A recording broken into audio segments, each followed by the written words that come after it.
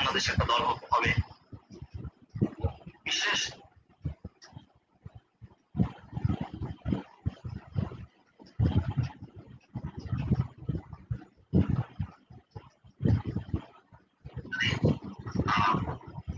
বাংলাদেশ একটা দল হবে বিশেষ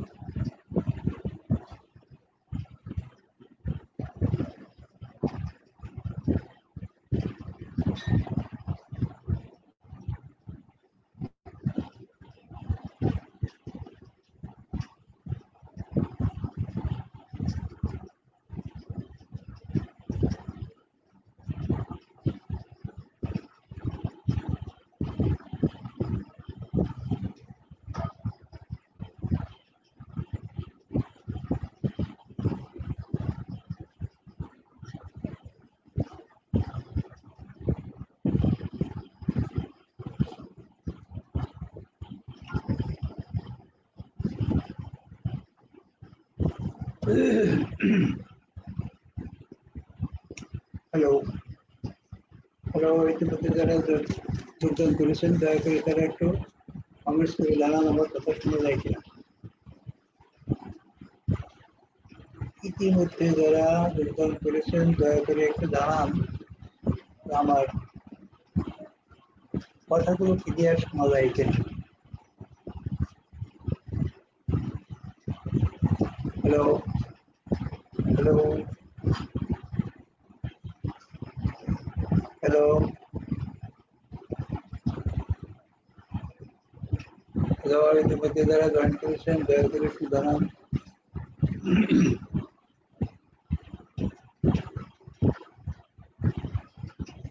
আমার কথা ক্লিয়ার শোনা যায় কিনা।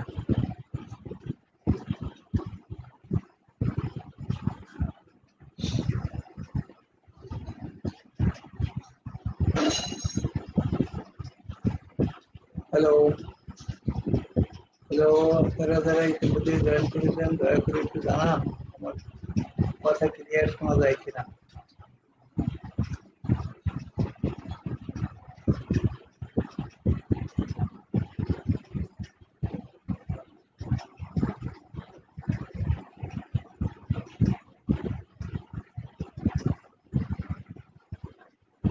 হ্যালো কি যারা যোগদান করেছেন তারা একটু লিখে জানান কথা শোনা যায় কিনা।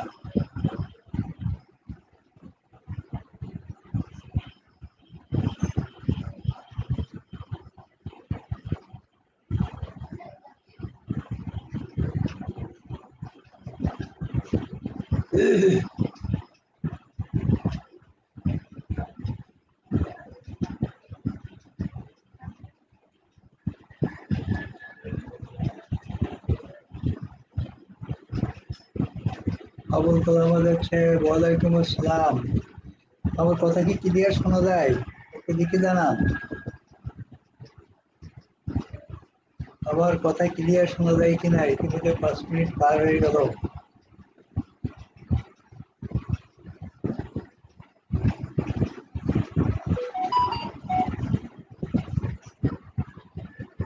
কথা ক্লিয়ার শোনা যায়, তাই তো? যাই হোক, আমরা তাহলে মূল আলোচনায় চলে যাই। যেহেতু কথা শোনা যাচ্ছে, কথা শুনতে যদি কোনো ডিস্টার্ব হয় আপনারা দিকে জানাই, তখন আমি চিন্তা করবো কি করা যায়। আউযুবিল্লাহি মিনাশ শাইতানির রাজিম, বিসমিল্লাহির রহমানির রহিম। উপস্থিত আমি জ্ঞান বিনিময় কেন্দ্রের সাথী বন্ধুগণ, আসসালামু আলাইকুম ওয়া রাহমাতুল্লাহি ওয়া বারাকাতুহু।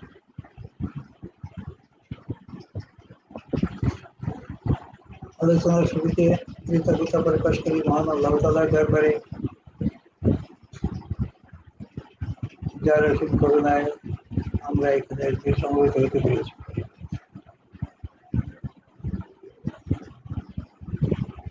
আজ আমাদের আলোচ্য বিষয় ছিল সরিনাম, অত্যন্ত গুরুত্বপূর্ণ ওষুধ। আমরা সবাই জানি বাংলাদেশ এখন চর্মরোগে জর্জরিত, প্রচুর চর্মরোগে ভুগি। কিন্তু তাই বলে আমাদের তো একক কোনো মেডিসিন নাই যা দিয়ে আমরা ভালো করতে পারি। কিন্তু সরিনাম এই ক্ষেত্রে মোটামুটি গুরুত্বপূর্ণ, যার কারণে হঠাৎ খেয়ালে আসলো, এটাই আলোচনার সিদ্ধান্ত নিলাম।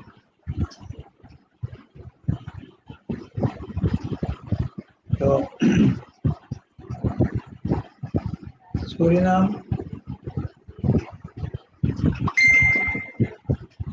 সুগার রোগীদের ক্ষেত্রে গুরুত্বপূর্ণ ভূমিকা পালন করে। সুগার রোগীদের ক্ষেত্রে গুরুত্বপূর্ণ ভূমিকা পালন করে, কিন্তু আমরা জানি সুগার রাজা হলো সালফার। কিন্তু বই পুস্তকে আমরা যেটা দেখতে পাই এবং বাস্তব জীবনেও যেটা দেখতে পাই আমরা চিকিৎসার ক্ষেত্রে, নবী সাহেব ওয়ালাইকুম আসসালাম। আলহামদুলিল্লাহ ভালো আছি, তারা ভালো আছেন? বাস্তব ক্ষেত্রে আমরা যেটা দেখতে পাই যে সালফার সোরার রাজা, কথা ঠিক, কিন্তু আবার বই পুস্তকে দেখা যায় যে সালফার যেখানে ব্যর্থ হয় সেখানে সরিনাম রোগীকে আরোগ্য করতে পারে। তাহলে রাজার উপরেও আরো কেউ আছে বা থাকতে পারে, এটাও আমাদের ভাবতে হবে। বাস্তব জগতেও আমরা এগুলোর নমুনা পাই। তো আমরা সালফার কোথায় ব্যর্থ হয়, সরিনাম কোথায় কাজে লাগে, সেই বিষয়গুলো যদি কিছুটা ভাগ করতে শিখি, আমার মনে হয় আমাদের চিকিৎসার জীবনে ব্যর্থতার হার কমে। তো প্রথমত যেহেতু আলোচ্য বিষয় সরিনাম, আমরা সরিনামকে বোঝার চেষ্টা করি করতে। এই ক্ষেত্রে আলোচনা করতে গেলে আপনাকে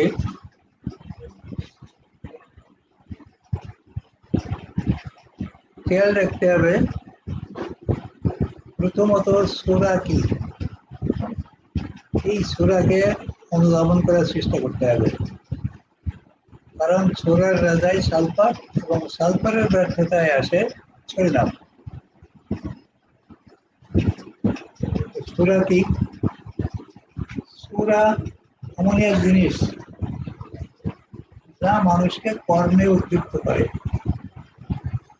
কর্মে উদ্যুক্ত করে। আল্লাহ তাআলা আমাদের সৃষ্টি করেছেন জ্ঞান বিবেক দিয়ে, এবং উনি বলেও দিচ্ছেন জ্ঞান বিবেক দিয়ে তোমাদের সৃষ্টি করলাম, তোমরা জ্ঞান বিবেক খাটাইয়ে চলবা, তোমাদের দিক দর্শন হিসেবে আমি সংবিধান দিলাম, সেগুলো মেনে চলবে।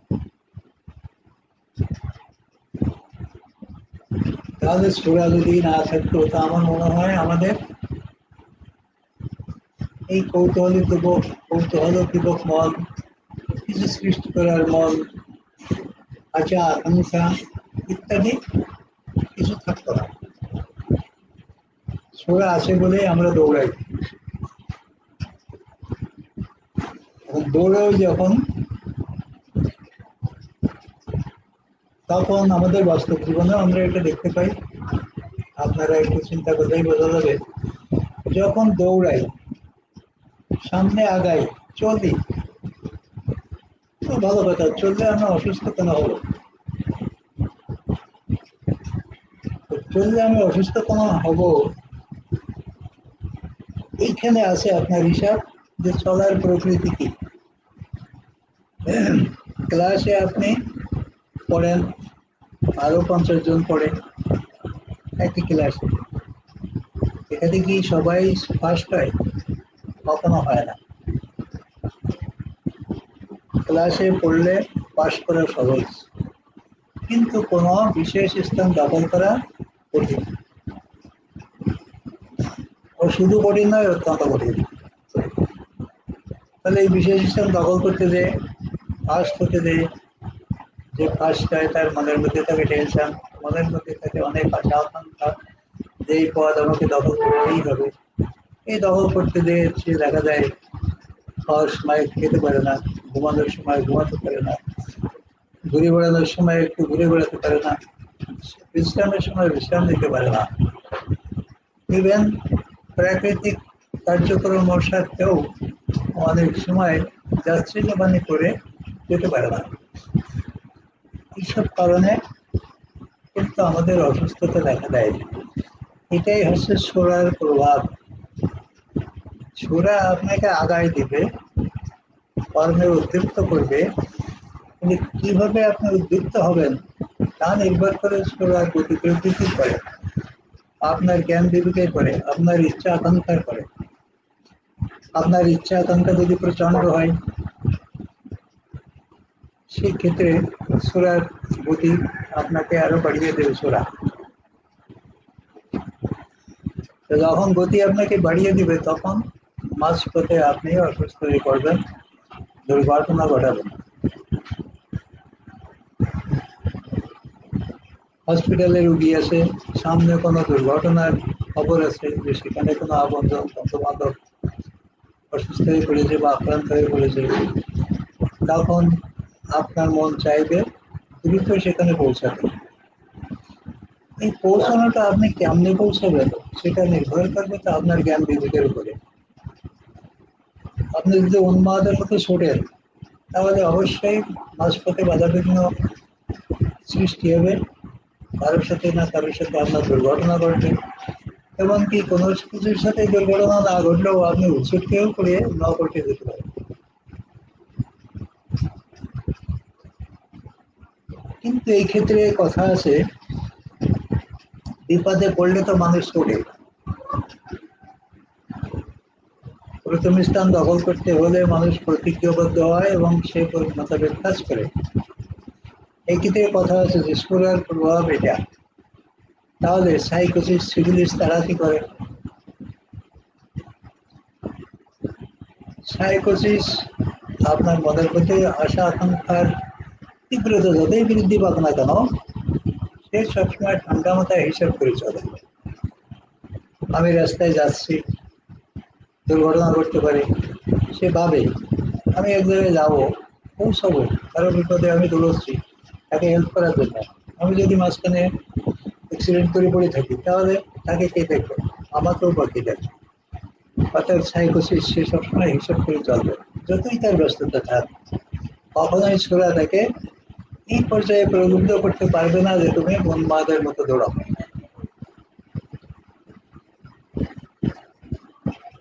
এই দৌড়ানোর ক্ষেত্রে সিভিলিস কি করবে? সিভিলিসের মনে এমন ইচ্ছা আকাঙ্ক্ষা জাগবে যে সে তার মনের মধ্যে এরকম তীব্রতা জাগবে যে সামনে যা আসবে ভেঙে চুরে আমাকে আমার গন্তব্য পৌঁছাতে হবে দ্রুত। এইখানে কোনো ছাড় নাই। যার কারণে সেও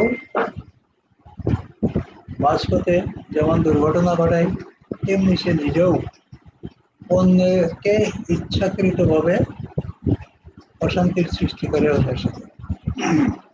তাহলে অবশ্য আমরা হ্যানিম্যান আবিষ্কৃত যে বায়োজম, তার পরিকৃষ্ট পরিচয় আমরা সংক্ষেপে কিন্তু এভাবে অনুধাবন করতে পারি যে হিসাব করে চলেছে সাইকোসিস, যে বাতাসের গতিতে চলে, হিসাব ছড়াই চলে, শুধু তার মনে আশা, শুধু তার মনে আকাঙ্ক্ষা কি ঘটবে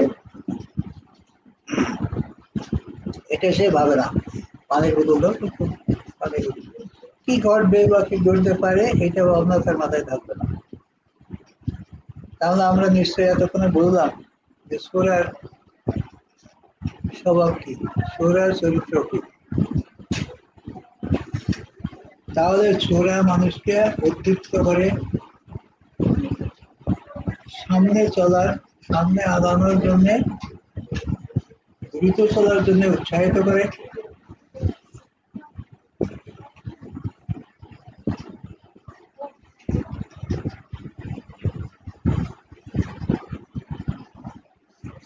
তাহলে এই সূরা হলো সালফার, যে তাকে সামনে আগায় নিয়ে যাচ্ছে, সামনে তাড়াই নিয়ে যাচ্ছে। অতি দুরস্ত ব্যস্ততার সাথে সে ছুটছে, বাতাসের মতো ছুটছে।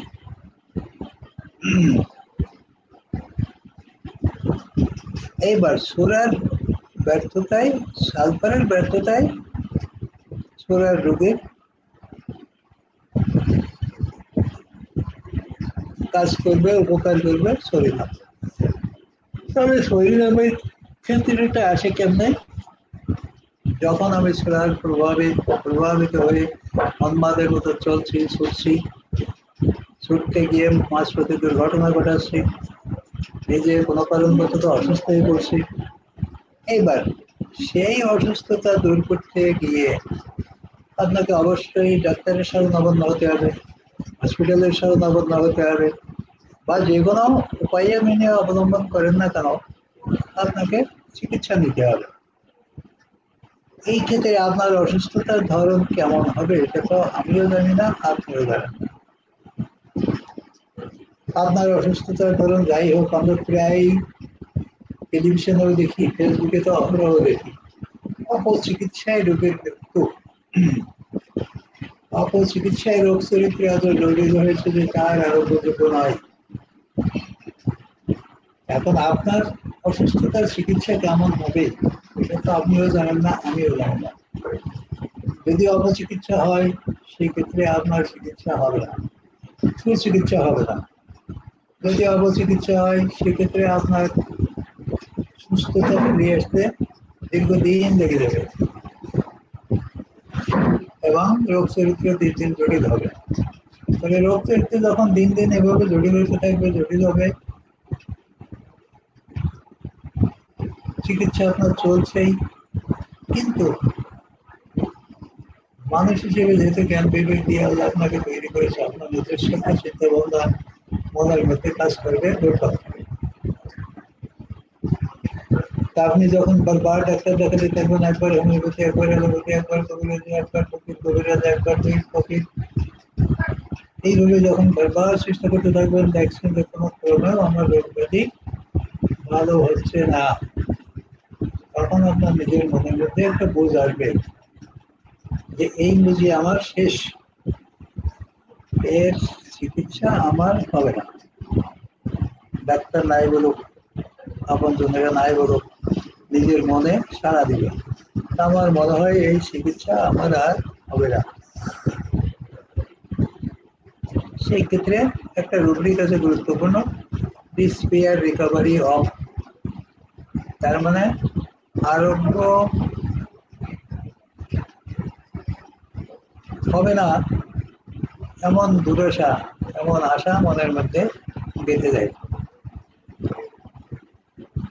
তো যখন এই দুরাশা তার মনের মধ্যে গেঁথে যায়, তাহলে সূরা কি করলো?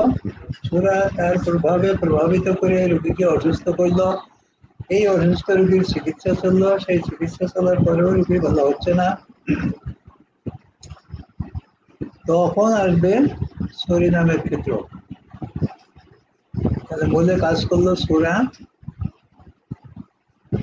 রোগী শেষে এসে পরিণত হলো সরিয়ে নেবে। এবং তখন তার মনের মধ্যে একটা দুশ্চিন্তা, দুর্ভাবনা কাজ করতে থাকবে যে আমি বোধহয় আর ভালো হবো না, আমি বোধহয় আর সুচিকিৎসা আমার হবে না, আমার ঔষধ বোধহয় পৃথিবীতে আর নাই। তাহলে এই ধরনের চিন্তা ভাবনা যখন আসবে তখন আসবে আপনার সরিনামের ক্ষেত্র। এই সরিনাম ওষুধের উৎপত্তি হয়েছে চর্মরোগ থেকে, চর্মরোগের রস থেকে, পুষ থেকে, যেটা আমরা অনেকেই জানি। আবার কেউ কেউ জানলেও ঘৃণাও পেতে পারে যে কেমন এই ওষুধ খালি খাওয়া যাবে। আমাদের ওষুধ প্রস্তুতির যে ফর্মুলা সবসময় খেয়াল রাখতে হবে, আমাদের ঔষধে কোনো দ্রব্য পদার্থের অস্তিত্ব থাকে না। পদার্থের অস্তিত্ব থাকে না তখন সে হয়ে যায় অ্যাটমিক এনার্জি।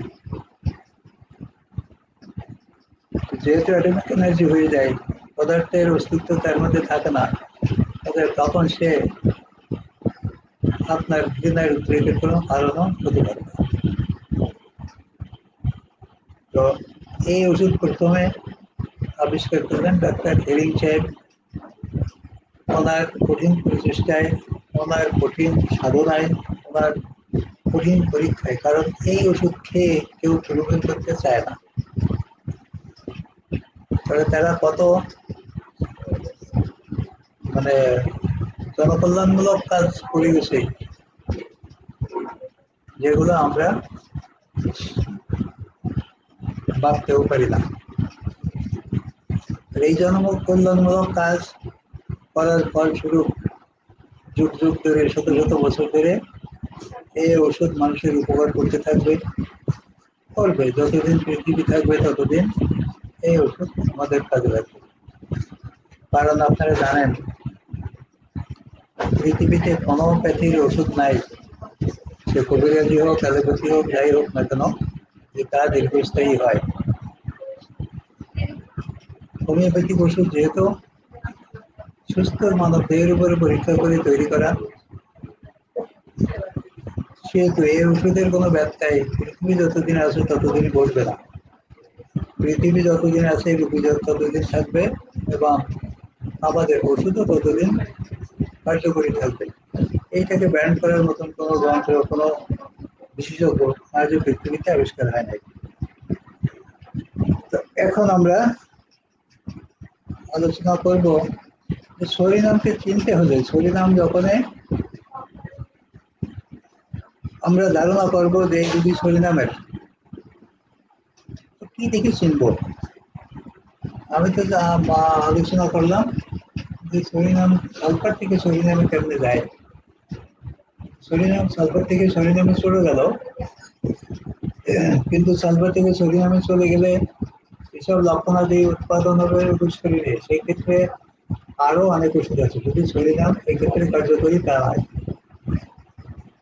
সরিনাম থাকবে তখন সরিনামের লক্ষণ রোগীর শরীরে বিরাজ করবে। তাহলে আমাদের সরিনামকে চিনতে হলে, সরিনামের প্রথম পরিচয় যেহেতু চর্মরোগের পুষ থেকে তৈরি, এর আলামত চর্মরোগ। এই রোগী হলে প্রথম শর্ত তার শরীরে চর্মরোগ থাকতে হবে। তো থাকতে হবে বলা কথা একটু ভুল। চর্মরোগ থাকলে সরিনাম নির্বাচন করতে আপনি এক ধাপ এগিয়ে গেলেন। তো সেক্ষেত্রে চর্মরোগের ধরন কি? কারণ চর্মরোগের ওষুধ তো আমাদের সব অনেকটা হবে। তো তার মধ্যে সরিনাম আমরা কোথায় ব্যবহার করবো? সরিনামের নিজস্ব একটা বৈশিষ্ট্য আছে, সেটা হলো সরিনামের চর্মরোগ এইটা হচ্ছে শুষ্ক ধরনের। রুগীকে দেখলে মনে হবে নোংরা, মনে হবে গোসল করে না, মনে হবে কোনোদিন গায়ে পানি লাগায় না, মনে হবে কোনোদিন ধোয় না, মোছে না। এমন নোংরা প্রকৃতির চেহারা, উস্কো ফুস্কো চেহারা, এবং চর্মরোগ আক্রান্ত স্থানটা হলো নোংরা, অস্পৃশ্য, শুষ্ক। কিন্তু ক্ষেত্র বিশেষে রস পুজো থাকতে পারে। যদি রসপুষ থাকে বা রসপুষ না থাকে, উভয় ক্ষেত্রেই দুর্গন্ধ থাকবে। রসপুষ থাকলেও সেখান থেকে গন্ধ পাওয়া যাবে, যদি রসপুষ না থাকে তারপরেও ওই চুলকায় সেখানে মানে নিজে চুলকানোর পরে নিজে ইচ্ছা করলে একটু শুকে দেখলে সেখানে দেখা যাবে যে প্রচন্ড গরম রয়েছে, ওই দুর্গন্ধ রয়েছে। তো দুর্গন্ধ রয়েছে, এই দুর্গন্ধটাই হচ্ছে আমাদের প্রথম পরিচয়, কিভাবে একে চিনব। 2 নম্বর হলো এই চর্মরোগ বাড়ে কিসে কমে কিসে। এই চর্মরোগ বাড়ে শীতে, কারণ এর রোগী হলো শীতকাতর। শীতকালে এর চর্মরোগ যদি গরমকালে নাও থাকে, শীতকালে অবশ্যই থাকবে। আজকালকার যুগে যেটা দেখা যাচ্ছে সেটা আছে যে গরমকাল বর্ষাকাল এসব কাল বলে কোনো কথা নাই, 12 মাসে আপনি সরিনামের রুগী পেতে পারেন। এখনো আমার কাছে সরিনামের রুগী আছে। তো এই ক্ষেত্রে যেটা বলা হয়েছে যে সিজন চেঞ্জের সময় সরিনামের চর্মরোগ আক্রমণ করতে পারে। তো সিজন চেঞ্জের সময় চর্মরোগ আক্রমণ করবে, এটাও অনেক লম্বা চড়া বিষয়, কারণ এই সময় চর্মরোগ আক্রমণ করবে তার ওষুধও অনেকগুলো। অতএব আমাদের শুধু সরিনামের বৈশিষ্ট্যটা ভালো করে বোঝার চেষ্টা করতে হবে, যাতে করে আমরা ওই সিজন চেঞ্জ হলো কখন আর কখন হলো না, রুগীও কখনো আপনাকে ওইভাবে নির্দিষ্ট করে বলতে পারবে না, আর আপনিও তাকে ওষুধ দিতে পারবেন না। তাহলে সরিনামের রুগী যদি হয় সেক্ষেত্রে বিশেষ বৈশিষ্ট্য হলো তার রুগী শীতকাতর, কিন্তু গরমে তার চুলকানি বাড়ে। শীতকাতর রুগী যখন, তখন তো গরমে তার আরাম পাওয়ার কথা, কিন্তু না, এর গরমে চর্মরোগ বাড়ে, চুলকানি বাড়ে। রাতে বিছানায় সে শুইতেই পারে না, বিছানায় শুইলে তার চুলকানি শুরু হবেই, এর কোনো ব্যতিক্রম নাই। কিছু কিছু রুগী আছে দেখবেন গায়ে কোনো চর্মরোগ নেই, কোনো চিহ্ন নেই, কোনো স্পট নেই, কিছুই নেই, অথচ বিছানায় শুইলেই চুলকায় এবং ভালো করে চুলকায় টুলকায় তারপর তার শোয়া লাগে, শুইতে পারে না।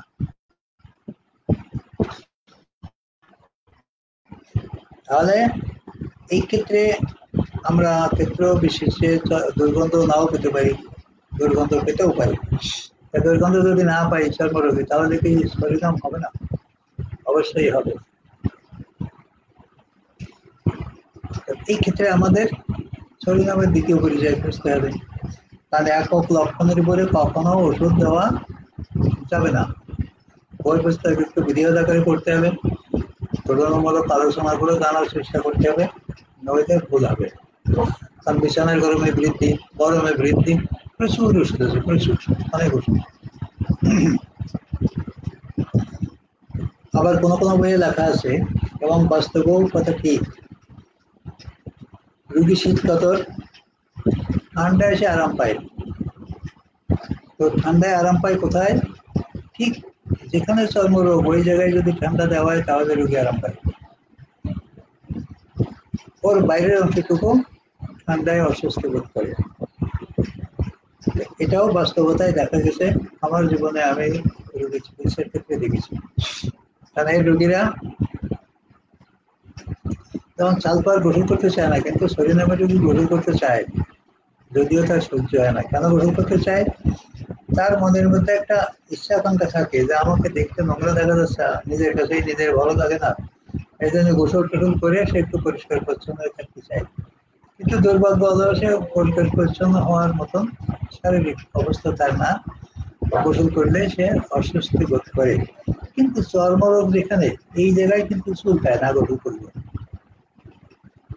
সার্বিকভাবে সে অসুস্থ বোধ করে, সর্দি হাসি কাশি ইত্যাদি মাথা জ্বালা শুরু হয়ে যেতে পারে, কিন্তু যেখানে চর্মরোগ সেখানে কিন্তু পানি লাগলে তার চুলকায় না। যদি চর্মরোগের জায়গায় পানি লাগলে চুলকায়, তাহলে ওষুধ পাল্টে দেবে, ওষুধ হবে সালফার। আচ্ছা, এর রোগীর পরবর্তী লক্ষণ, খুবই গুরুত্বপূর্ণ লক্ষণ, রোগী শীতকাতর, চর্মরোগ, গরমে বৃদ্ধি, বিছানার গরমে বৃদ্ধি। এর যত শীত সবই হলো মাথায়। এর যত শীত সবই হলো মাথায়, সবই হলো কানে। এর রোগীর শরীরে যত রকমের অস্বস্তি অশান্তি দেখা দিক না কেন, যদি কিনা সে মাথায় গরম টুপি পরে, মাফলার দিয়ে কান পেছায় বেঁধে রাখে, বা শুকনো কাপড় দিয়ে কান পেছায় বেঁধে রাখে, তাহলে তার অশান্তি কমে যাবে। তাহলে অশান্তি কি? এই রোগীর মাথা ব্যথা হতে পারে, এই রোগীর মাথায় যন্ত্রণা হতে পারে, এই রোগীর সর্দি হাসি কাশি ইত্যাদি হতে পারে, জ্বর জ্বর হতে পারে। যে কোনো সমস্যায় বোধ হোক না কেন, তার এই মাথা আটকে রাখলে, কান বেঁধে রাখলে তার কষ্ট কমে যাবে। তাহলে 2 নম্বরে আমরা কি পাইলাম, যে শুধু চর্মরোগে শীতকালে রোগী ঠান্ডায় অসুস্থ হয়ে পড়ে, কিন্তু চর্মরোগ গরমে বৃদ্ধি পায়। পরবর্তীতে যে আমরা কি পাইলাম, মাথায় যত তার ঠান্ডা, মাথা বেঁধে রাখলে দুনিয়ার কষ্ট তার মিশে যায়। যত রকমের কষ্ট আছে মাথা বেঁধে রাখলে মুছে যাবে। যারা আমার ক্লাস করেন এখানে রীতিমতো, তাদের আমার মনে হয় এগুলো জানা থাকার কথা। তার মানে এগুলো এভাবেই প্রত্যেকেই বোঝানোর চেষ্টা করি। এই রোগীদের শরীরে যখন অস্বস্তি বোধ শুরু হয়, অশান্তি লাগে, ভালো লাগে না, মাথায় ভার লাগে, ঝিমঝিম করে, এই সর্দি আসি কাশি বেড়ে যায়, মাথায় যন্ত্রণা শুরু হয়, যে কোনো অশান্তি তার দেখা দিক না কেন, তখন রোগীর প্রচুর ক্ষুধা বেড়ে যায়, খাবার আকাঙ্ক্ষা তার তীব্রতর হয়। কখনো কখনো রোগী রাতে ঘুম থেকে উঠেও কিছু খেয়ে নিতে বাধ্য হয়, না খাওয়া পর্যন্ত তার অশান্তি কমে না। অশান্তি কমে না, এই অবস্থায় রোগী, তাহলে ওই অবস্থাটায় রোগীর বাড়িতে মাথায় মাফলার বাঁধলে, মাথায় গরম কাপড় বাঁধলে বা মাথায় শুকনো কাপড় বাঁধলে সে আরাম পাচ্ছে, পাশাপাশি তার প্রচন্ড ক্ষুধা বাড়ছে, এবং কিছু খাইলেও তার সব কষ্ট কমে যাচ্ছে। তাহলে মাথা বাঁধার পর যদি কিছু খাইলেই দেখা যাচ্ছে তার শরীরে প্রশান্তি চলে আসে, সে যদি স্বস্তি বোধ করে, সেক্ষেত্রেও আমাদের ওষুধ সরিনাম। এই ক্ষেত্রে কিন্তু দুর্গন্ধের ইতিহাস বড় মারাত্মক না। তারপরেও যদি দুর্গন্ধ থাকে, সেক্ষেত্রে তো শোনাই সোহাগা। এই রোগীরা, এই যে ইতিহাস আমি বললাম আগে, যে সালফার রোগী কিভাবে সরিনামে যায়, রাজার হাত থেকে রোগী ছুটে কিভাবে সরিনাম হয়, এখন আমাদের ভাবতে হবে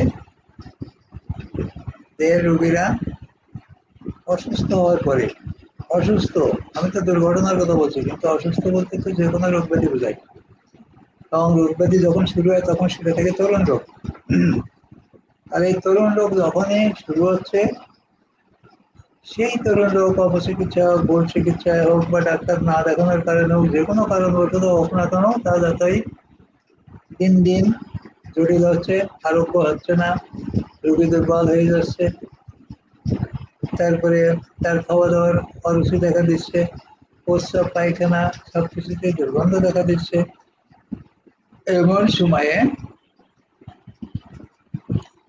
এমন সময় ওষুধ আমাদের এই সরিনাম।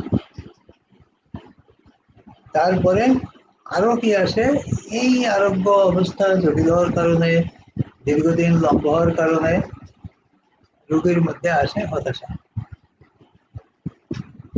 রোগীর মধ্যে আসে এক ধরনের হতাশা, ডিসপেয়ার রিকভারি অফ, তার মানে আরোগ্য বিষয়ে সে হতাশ হয়ে পড়ে, মনে হয় আমি আর ভালো হবে না। যদি এই একক লক্ষণ রোগীর মধ্যে প্রচন্ড করে দেখা দেয়, রোগী যদি নিজেই এমন আশাবাদ করে, তার মুখের ভঙ্গি আচার আচরণ দেখলে যদি আপনি বিশ্বাস করেন ডাক্তার হিসেবে যে না, সে আসলে সত্যি সত্যি হতাশ হয়ে পড়েছে, পাশাপাশি তার এই শীতকাতরতা, তার এই যে মাথায় কাপড় বাঁধলে সে সব ভালো হয়ে যায়, এই অবস্থাগুলো যদি থাকে, তারপরে তার স্রাবে বা যে কোনো নামে হোক যে কোনো ভাবে হোক তার শরীরের প্রচন্ড দুর্গন্ধ বাসা বাঁধে, সেক্ষেত্রে সরিনাম অবশ্যই দিবেন। এখানে আর একটু কথা আছে, যখন রোগে ভুগে ভুগে রোগী দুরারোগ্য অবস্থায় পতিত হয়, তখন আমরা যে সরিনাম দেব বললাম, এই ক্ষেত্রে আমাদের ওষুধ কিন্তু আরো অনেক আছে। আমাদের কার্বোরেজ আছে, আমাদের আর্সেনিক আছে, আমাদের সরিনাম আছে, টিউবারকুলিনাম আছে, তারপরে পালসিটিলা আছে, ফসফরাস আছে, আরো অনেক ওষুধ আছে যা রিপোর্টে না দেখে এত কিছু বলা যায় না। এইসব ওষুধগুলোর সাথে আমাদের তুলনা করে শিখতে হবে। এই দুর্বলতার সাথে দুর্গন্ধ থাক, যতই দুর্গন্ধ নাই বা থাক, তার যদি বংশে কিডনি রোগের ইতিহাস থাকে, তার বংশে যদি ক্যান্সার রোগের ইতিহাস থাকে, সেই ক্ষেত্রে সরিনাম হবে না, হবে টিউবারকুলিনাম। এগুলো মুখস্থ রাখার বিষয়, এগুলো ওই শুনে রাখলেই চলবে না, লিখে রাখলেই চলবে না, এগুলো আপনাকে মুখস্থ রাখতে হবে। কারণ রোগী দেখার সময় ওষুধ নির্বাচন করে এগুলো আপনার যদি সিরিয়ালে ধারাবাহিকভাবে যখন তখন খেয়ালে না আসে, আপনি রোগী দেখতে পারবেন না। আর রোগী দেখতে গেলে আপনার ভুল হওয়ার সম্ভাবনা থাকবে বেশি। আচ্ছা, তাহলে সরিনামের মোটামুটি বিশেষ লক্ষণ শীতকাতরতা, শীতকাতরতার সাথে শীতকাতরতার সত্ত্বেও চর্মরোগ গরমের বৃদ্ধি, কিন্তু মাথায় আবার গরম দিলে আরাম, মাথা বাঁধে রাখলে আরাম, এটা আমরা শিখলাম। এরপরে আর কি শিখলাম, সব কিছুতেই দুর্গন্ধ, সকল সিরাপে দুর্গন্ধ। তারপরে আর শিখলাম মাথা বেঁধে রাখলে তার সব কিছু আরাম পায়, রোগীর প্রচন্ড ক্ষুধা বাড়ে, খাইলে তার সকল কষ্ট কমে। এই যে প্রচন্ড ক্ষুধা বাড়ে আর খাইলে তার সকল কষ্ট কমে, এখানেও কিন্তু ওষুধ কয়েকটা আছে, এগুলোতে সরিনাম দ্বারা তাদের বৃদ্ধির ক্ষেত্রেই কিন্তু আপনাকে কম্পেয়ার করে যেতে হবে কোনটা দিব। যেমন এখানে সরিনাম আছে, স্ট্যাবিলিটি আছে, তারপরে আপনার পেট্রোলিয়াম আছে, এই তিনটে তো আপাতত তোমার খেয়ালে আসলে আমি বললাম। এতে এরা গ্রাভাইটিস আছে, খুব ক্ষুধা লাগে, এদের কিছু খাইলেই আরাম পায়। এইসব বিষয়গুলো আমাদের মাথায় নিয়ে আমাদের খেয়াল করতে হবে। ঔষধ নির্বাচন কালে এগুলো আমাদের ভুলে গেলে কোনো মতে চলবে না। এরপরে আমাদের গুরুত্বপূর্ণ লক্ষণ আর একটা হলো, এই রোগী সাধারণত নিম্নচাপ আসতে থাকলে দেখবেন আমাদের মধ্যে অনেকেই আছেন, অনেক ডাক্তার সাহেবরাও আছেন, নিজেরাই হয়তো বুঝুন না যে আমি কোন অসুখের রোগী। যদি দেশে নিম্নচাপের সৃষ্টি হয়, আশেপাশের দেশের জেলায় নিম্নচাপের সৃষ্টি হয়, তাহলে রোগী অস্বস্তি বোধ করে, তারা গা ঝিমঝিম করে, মাথা ঝিমঝিম করে, কোনো কিছু ভালো লাগে না, শরীরটা দুর্বল লাগে, প্রেশার বেড়ে গেছে বা প্রেশার কমে গেছে, ইত্যাদি রকমের অশান্তি তার শরীরে শুরু হয়ে যায়। যদি সর্দি আছে, কাশির রোগ থাকে, তাও বেড়ে যেতে পারে।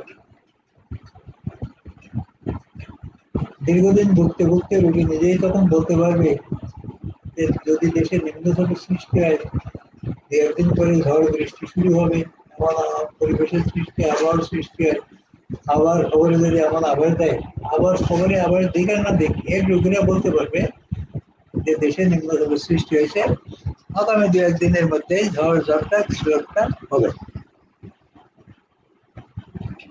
তাহলে এইটাই কিন্তু অত্যন্ত গুরুত্বপূর্ণ লক্ষণ, অত্যন্ত গুরুত্বপূর্ণ লক্ষণ। ক্ষেত্র বিশেষে এটাকে আপনারা অদ্ভুত লক্ষণ হিসেবে শনাক্ত করতে পারেন, অদ্ভুত লক্ষণ হিসেবে মনে করতে পারেন। যদি রোগী এ ধরনের আওয়াজ দিতে পারে, এ ধরনের কথা সে বলতে পারে, তাহলে আপনারা সরিনামের রোগী বলে ধরে নেবেন। 50% নাম্বার দিয়ে আগায় যেতে পারবে যে এগুলি সরিনামের হতে পারে।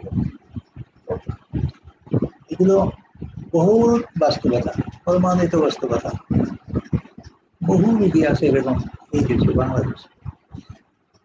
তো এবার পরিণামের রোগীরা চর্মরোগের রোগী, সব ক্ষেত্রে এটা চর্মরোগের ইতিহাস থাকলে আমাদের ওষুধ নির্বাচনে বেশি সহায়ক হয়। তো আমরা জানি এই দেশে যত রোগ ব্যাধি আছে তার 80% রোগী, 90% রোগীরা চাপা দিয়া পদ্ধতি অবলম্বন করে। চর্মরোগ হলে কেউ ভুগতে চায় না, সবাই চায় যে আমি এক্ষুনি ভালো হয়ে যাই। যত রকমের উন্নত মানের ট্যাবলেট, বড়ি, ক্যাপসুল, ইনজেকশন, মলম আছে তা মাথাতে ভুল করে না। আমাদের হোমিওপ্যাথি ডাক্তাররাও ভুল করে না।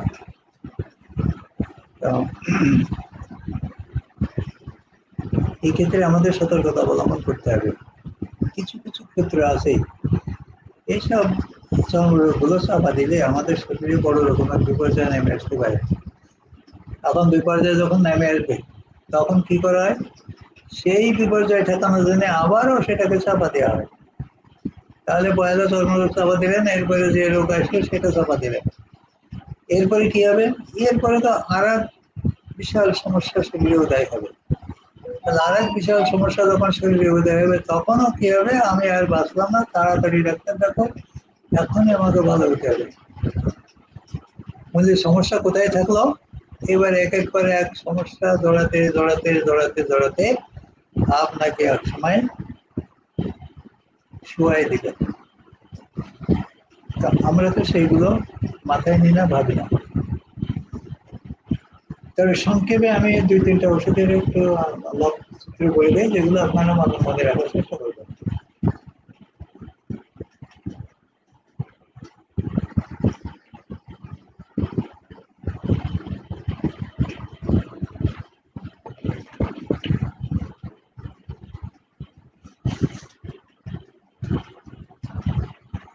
তো সংক্ষেপে আমরা যদি সরিনামের রোগীর চর্মরোগ চাপা দেওয়ার ইতিহাস থাকে, সেই রোগীর শ্বাসকষ্ট হবেই। অন্য যে কোনো রোগ হতে পারে, তবে শ্বাসকষ্ট হবেই। এমনকি এই বংশগত ভাবেও যদি চর্মরোগের ইতিহাস থাকে, আজীবন ভুগতেছে, যত ট্যাবলেট বড়ি ক্যাপসুল সেরে যায়, সর্বাঙ্গটা সেরে গেছে, হয়তো শরীরে এখন একটু রয়ে গেছে, সে কোনো মতেও যাচ্ছে না। এই ধরনের ইতিহাস যদি থাকে, এটাও কিন্তু সরিনামের ক্ষেত্র। তাহলে আপনার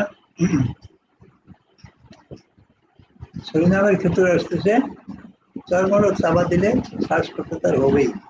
যেমন আমরা কিন্তু সব ডাক্তাররা করি চর্মরোগ চাপা দিলে শ্বাসকষ্ট হবে, কিন্তু সব চর্মরোগ চাপা দিলে শ্বাসকষ্ট হয় না। রোগী যদি সরিনামের হয় তাহলে অবশ্যই শ্বাসকষ্ট হবে, এটা ধরে নেওয়া যায়।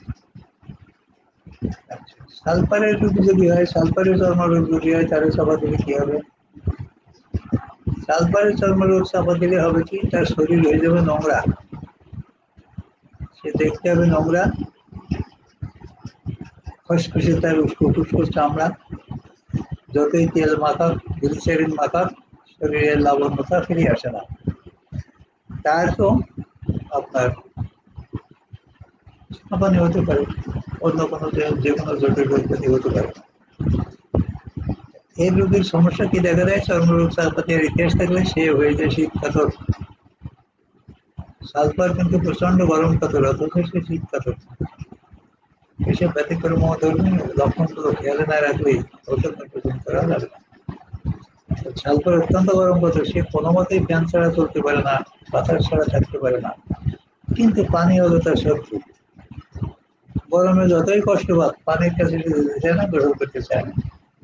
তার চর্মরোগগুলোতেও যদি সে পানি লাগায় তাহলে তার কষ্ট বাড়ে, চর্মরোগের কষ্ট বাড়ে। এগুলো আমাদের বুঝতে হবে। ভ্যারাইটি কার্ভ, এই ভ্যারাইটি কার্ভের রোগী যদি হয়, দেখেন অটিস্টিক বেবি কেমনে জন্মায়, কেমনে সৃষ্টি হয়। যদি রোগী প্রকৃতভাবে ভ্যারাইটি কার্ভের রোগী হয়, তাহলে তার শরীরের চর্মরোগ যদি বিষাদের সন্ধ্যায় চাপা দেওয়া হয় তাহলে সে কিন্তু অটিস্টিক হয়ে যাবে। তাহলে এই অটিস্টিক বেবিকে সোজা করতে গেলে আপনাকে তখন বিচক্ষণতার সাথে ওষুধ যদি দেওয়া যায়, ওই চর্মরোগ যদি ফিরে আসে তাহলে বোঝা যাবে যে এ রোগে ভালো হতে পারে। কোনো রুগী আছে আপনার কাছে খেঁচুনি হয়, হাত পা খেঁচে অজ্ঞান হয়ে যায়, দাঁত মুখ কেটে যায়, তখন আমরা কি করবো? আমরা তো ওই খিঁচুনির চিকিৎসাই দিব, যার কাছে যাবে সে খিঁচুনির চিকিৎসাই দিবে।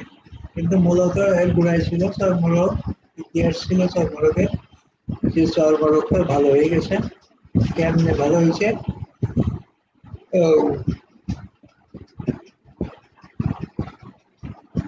যখন জানা যাবে যে সে বিষাদের সন্ধ্যায় তার চর্মরোগ ভালো হয়েছে, সেই ক্ষেত্রে আর আমাদের ওই চর্মরোগ বের করার জন্য আমরা সাধারণত সালফারি ব্যবহার করি। কিন্তু না, যেখানে যে ক্ষেত্রের মধ্যেই আপনার ওষুধ গ্রহণ করতে হবে। এইখানকার রোগীর ওষুধ হবে জিঙ্কাম মেটালিকাম। এই যে চারটে ক্ষেত্রে আমি বললাম, এই চারটে ক্ষেত্রে আপনারা মাথায় রাখার চেষ্টা করবেন। আরেকটা লক্ষণ বলে আমি আমার আলোচনা শেষ করবো। আপনারা প্রশ্ন রেডি করেন, কারো প্রশ্ন থাকলে করবেন। আমি বলছি যে ছবি নামের রোগী হলে তার চর্মরোগ চাপা দিয়ে ইতিহাস থাকলে তার হলো শ্বাসকষ্ট হবে। তার শ্বাসকষ্টেরও একটা গুরুত্বপূর্ণ অবস্থা আছে, লক্ষণ আছে। খুবই গুরুত্বপূর্ণ লক্ষণ, আপনারা অদ্ভুত লক্ষণ হিসেবে ওটাকে শনাক্ত করতে পারেন, কারণ এই লক্ষণ অন্য কোনো রোগীর নেই। এই লক্ষণটা কি? এই লক্ষণ হলো শ্বাসকষ্টের রোগী। আমরা জানি শ্বাসকষ্টের রোগী শুয়ে থাকতে পারে না, শ্বাসকষ্ট বাড়লেই তাকে বিছানা করে ফেলে উঠে পড়ে থাকে। এই একমাত্র ওষুধ সরিনাম, যার রোগীর শ্বাসকষ্ট বাড়ার সাথে সাথে এসে বিছানায় এসে চিন্তা হয়ে টান হয়ে চায়ের হাত পর চারদিকে ছড়াই দিয়ে আরামে শুয়ে থাকবে, তার শ্বাসকষ্ট কমে যাবে। যদি আপনারা এই লক্ষণ একক লক্ষণ হিসেবে এটাকে ধরে রাখতে পারেন যে শ্বাসকষ্টের রোগী দেখা গেল বাইরের রোগী ঘুরতে গেছে, বেড়াতে গেছে, তার একটু মুক্তবাদের গায়ে লেগেছে, তখন তার শরীরে শ্বাসকষ্ট একটু প্রভাব দেখা দিচ্ছে, শ্বাসকষ্ট শুরু হয়ে যাচ্ছে, তখন সে কি করবে? দ্রুত বাইরে থেকে ঘোরা বাদ দিয়ে চলে আসবে বাড়িতে, বাড়ি এসে টান হয়ে সিটে চারদিকে ফেলে দিয়ে শেষ। এই ক্ষেত্রে রুগী যত আরাম পাবে, হাত পা একদম এইভাবে এলে দিয়ে, মানে যত শীতে টান হয়ে শুয়ে থাকলে, যদি পূর্ণাঙ্গ ভাবে হাত পা মেলে দিয়ে শুয়ে থাকলে, টান হয়ে শুয়ে থাকলে আরাম পায়, একক ওষুধ সরিনাম। এবং ওই রোগী সরিনাম করে বেশি ভালো হবেই। কিন্তু বিপদ আছে, যদি শ্বাসকষ্ট একই সর্বরোগ চাপা দিয়ে থাকে, সে কিন্তু বেরিয়ে পড়বে।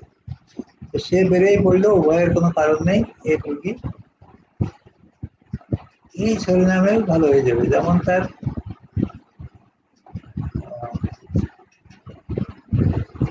শ্বাসকষ্ট ভালো হবে, পাশাপাশি তার চর্মরোগও ভালো হয়ে যাবে, হয়তো সময় নেবে বেশি। তাহলে এই রোগীর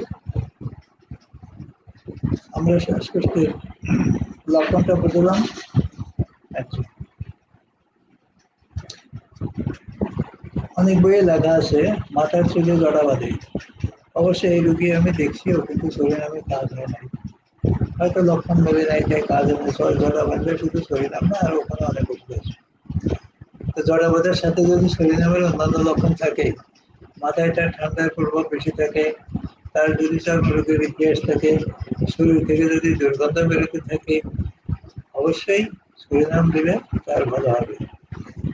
এর সাদা শিরা বলে তাতে দুর্গন্ধ থাকবে, মাসিক শিরা বলে তাতে দুর্গন্ধ থাকবে। এবং আরেকটা লক্ষণ আছে অত্যন্ত গুরুত্বপূর্ণ, গর্ভস্থ সন্তান পায়ের মধ্যে পেটের মধ্যে গুঁতোগুতি করে। অনেক মাই বলে যেমন লাথি মারে যে আমার প্রাণটা বেরিয়ে যায়, কষ্ট হয় খুব। এই রোগীদের ওষুধ কিন্তু সরিনাম। সেই ক্ষেত্রে কিছু কিছু বিষয়ে আপনাকে কালেকশন করতে হবে, যেমন রোগীর গর্ভস্থ সন্তান গর্ভে থাকা অবস্থায় তার প্রচন্ড খাই ভাব বাড়ে, ক্ষুধা বাড়ে, তার শরীরে অস্বস্তি বোধ থাকে, নিম্নচাপের যে ইতিহাসটা থাকে সেটা খোঁজার চেষ্টা করতে হবে, ঠান্ডা লাগার দোষের ইতিহাস খোঁজার চেষ্টা করতে হবে, এবং সাদা সিরাপ ভাঙবে বা শরীর থেকে ঘাম বেরোবে, এই ঘামে মদ্য থাকবে, এইগুলো কালেকশন করার চেষ্টা করতে হবে। চেষ্টা করে কালেকশন করতে পারলে নাম দিলে ইনশাল্লাহ ভালো হবে। তবে এই ক্ষেত্রে আপনার ওষুধ আর্নিকা, এই ক্ষেত্রে ওষুধ রাস্টাস, এগুলোতেও গর্ভস্থ সন্তান যে অতিরিক্ত নড়াচড়া করে মায়ের কষ্ট হয়, সেক্ষেত্রে উপশম পাওয়া যাবে, আরাম পাওয়া যাবে। আচ্ছা, আরো একটা বড় লক্ষণ রয়েছে,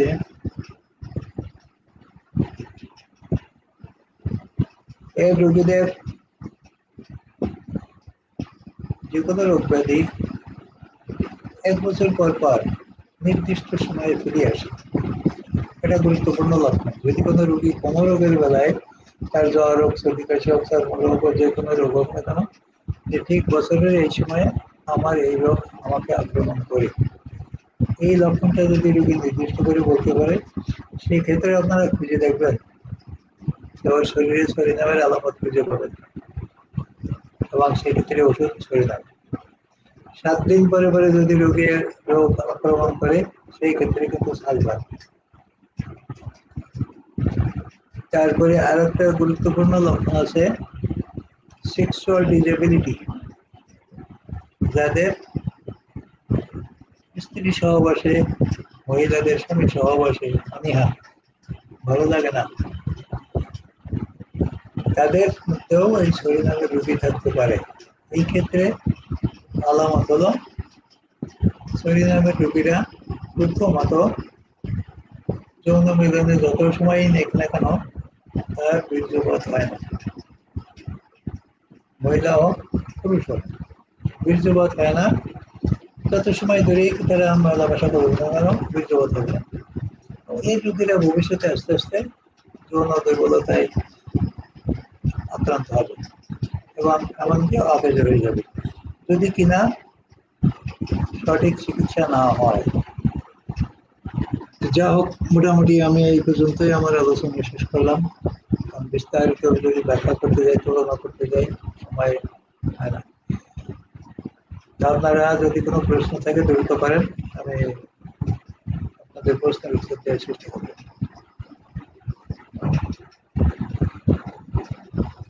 10:55 বাজে, প্রশ্ন থাকলে দ্রুত করেন। আমি ফেসবুক লাইভ গুলো আগে ইউটিউব চ্যানেলে দিতাম, কিন্তু নিজে পারি না, অন্যের সহায়তা নিতে হয়, যার কারণে ওটা আমি বন্ধ করে দিচ্ছি। তারপরেও আপনারা বুঝবেন, আমার এই ফেসবুক লাইভে আসলে আমার এই ভিডিওগুলো পাবেন। ইউটিউবে গেলেও আমার দুটো আইডি আছে, যে দুটো আইডি আপনারা জানেন, ওই নামের আইডিতে গেলে অনেক ভিডিও সেখানে পাবেন। আর দেখি পরবর্তীতে আমি আবার চিন্তা করছি এই ভিডিওগুলোকে সংরক্ষণ করার জন্য ইউটিউব চ্যানেলে দেওয়ার ব্যবস্থা করবো ভাবছি। দেখা যাক আল্লাহ ভরসা কি হয়। আপনার প্রশ্ন থাকলে করেন, না থাকলে আমি শেষ করে দিব।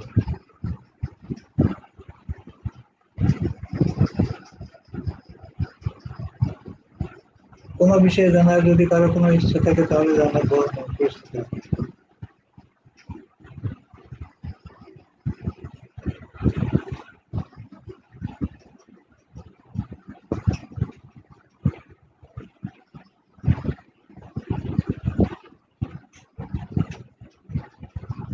যদি প্রশ্ন না থাকে তাহলে বলেন, শেষ করে দেই।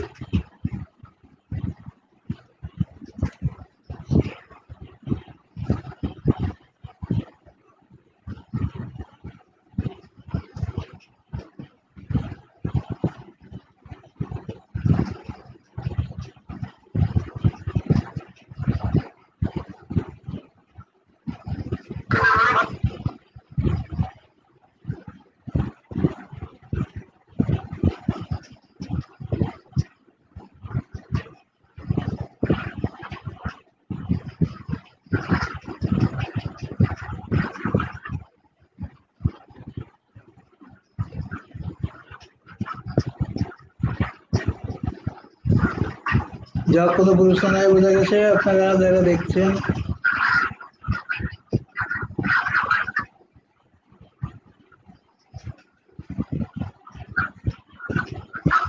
আপনারা নিজেরা পড়াশোনা করে আসবেন, যেদিন যে ওষুধ আমি আলোচনা করবো, কারণ আপনারা যদি পড়াশোনা না করেন তাহলে প্রশ্ন করতে পারবেন না। আপনারা পড়াশোনা করে আসবেন, কারণ আমি যেহেতু আগে থেকে নোটিশ করি যে আজকে কি আলোচনা হবে। তো আজকের মতো আমি আমার আলোচনা এখানে শেষ করি। জানা সাথী, আলহামদুলিল্লাহ আমি ভালো আছি। আলোচনায় কেমন লাগে তোমার কাছে জানাইও। তো আজকের মতো আলোচনা এখানে শেষ করছি। আমি গান বিনিময় কেন্দ্রের পক্ষ থেকে আপনাদের সবার জন্য দোয়া করে, দোয়া রেখে এবং আমার জন্য দোয়া চেয়ে আজকের আলোচনা এখানে শেষ করলাম। আসসালামু আলাইকুম ওয়া রাহমাতুল্লাহি ওয়া বারাকাতুহু।